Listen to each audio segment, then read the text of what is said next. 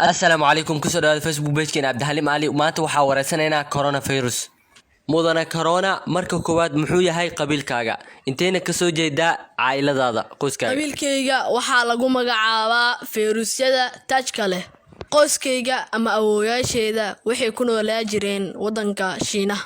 mudana corona maxaa ay tahay sirta faafitaankaaga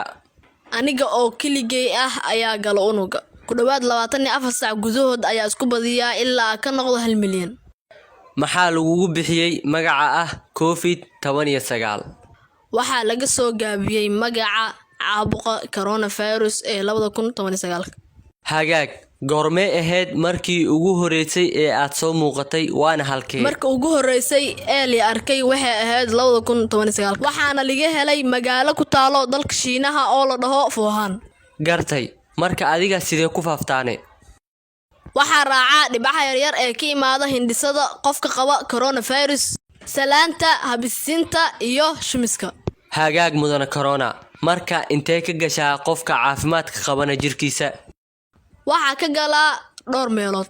afka sanka iyo indhaha gartay waa imisa muddada aad isku dhex qarinaysid jirka qofka waxaa ku dhex gambadaa qofka 2 ilaa 14 maalin marmarka qaarne 5 ilaa 6 maalmood ayaa kaga soo muuqda qofka maxay tahay hadafka ama ujeedada kaasoo kugu dhiirigelinaya inaad qofka jirkiisa gashid inteena weerartaane waxaa weeraraa habdhiska neefsashada waxaan isku dayaa inaan buriyo hagaag maxay tahay bii'ada aad jeceshahay oo hoyga ku noqotane waxaan jeclahay deegaanka qoyan ee qabow ee leh harka ama hooska hagaag mudana corona maxay tahay astaamaha lagu gartane qandho daal hergab qalalan iyo qofka neefsashada ku adkaato hagaag marka maxaa jeceshahayne waxaan jeclahay cariiriga iyo isdhaxgalka dadka ee nadaafad la'aanta iyo meelaha qabow oo qoyan maxaane neceb tahay waxaan necbahay guriyahoo la joogo nadaafadoo la badiyo iyo deegaanka qalalan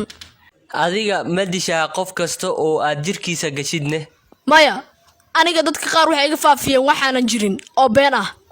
80% dadka ku dhaco way ka bogsoodaan wayna caafimaadaan 17% dadka ku dhaco waxay u baahan yihiin karantiil iyo gargaar caafimaad hase ahaatee waxaan dilaa 2 ilaa 4% dadka ku dhaco maxay tahay sifada uu leeyahay qofka aad dili kartid waxaan dilaa dadka waaweyn ee cayiran ee qaba cudurka sokorta dhikarka iyo cudurrada nafsadhiska neefsashada ma ku dhacdaane caruurta yaryar maya waa una xariista caruurta yaryar haddii jeer waxa badan inta aan ku dhicin cudurka ma i baraysaa qaabka aan kaaga hortagi karo adi ha dhab ahaantii marka koowaad ku sugnaa gurigaaga ka fogow meelaha dadka isku imaanayaan gacmahaadana si joogto ah u dhaq waa inaad yareysaa wax walba aad taabanaysid mudana corona waxaan ogaanay oo baranay wajigaaga madow ma leedahay waji kale oo cad ha waa leeyahay waji cad waxaana qabtay shaqooyin muhiim ah waxaana kamid ah inaan nadiifiyay deegaanka oo fududeeyay inay isla hadlaan qoyska isla sheekaystaan waxaa qabtay shaqooyin ay qawoweysa hay'adda caafimaadka adduunka waxaana kamid ah inaan dadka baray nadaafadda qaasatan dadka aan muslimka ahayn mudane corona hadartaan qalbigaaga ma ku dagayne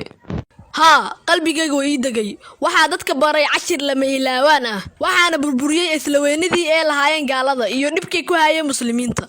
ugu dambeyntii maxaa ku dhahaysaa taageerayaasha Cabdi Xaliim Cali ku sugnaada guriyihiina muuqaalkan sheergareeya oo gaarsiiya dadka oo dhan maxaa u sheergareey laadihiin waryaado ha ka baqi mudana corona muuqaalkan waxaa sheergareey doono qof kasta oo daawaday insha Allah